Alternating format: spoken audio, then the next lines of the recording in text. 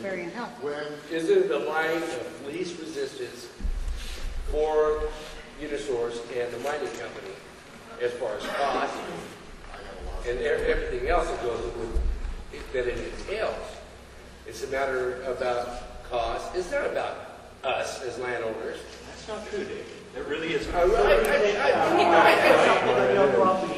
you think it depreciates your house, your land? Absolutely. You'll never sell your house. But let me respond to Dave's comment.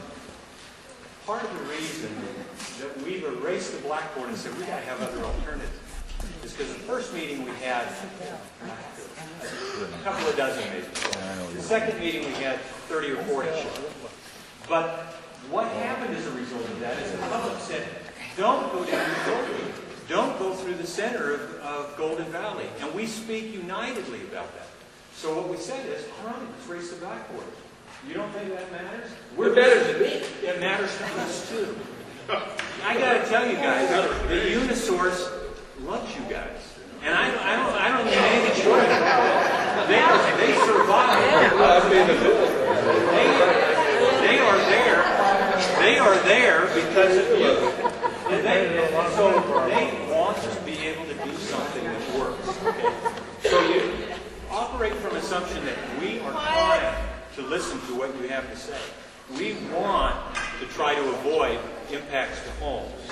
We want to try to avoid impacts to your property values. That is a very important feature of this process. So you need to understand that. I'd like to interrupt because this is important. We discussed, my property is still on this alternative, all those four alternatives. That's That what power ours line is going right down the middle along Highway 93. No question about it. Well, what happens if they're left off? And there's a perfect example where HR has got an existing line that crosses his property.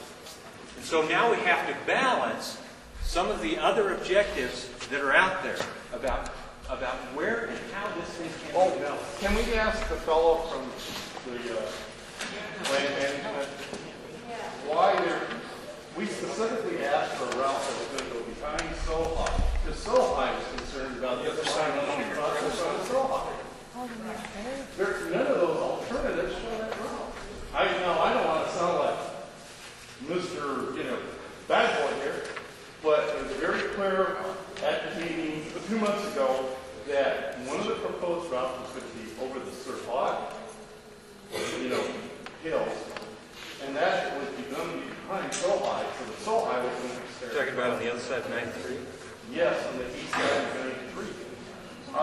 It seems to me like he should be able to tell us if... Well, first of all, let me respond in this way, first of all. If you guys have got ideas about where a line needs to go, I want to see it. So get a marker, and you draw it on a piece of paper so I can see what you have. Underground.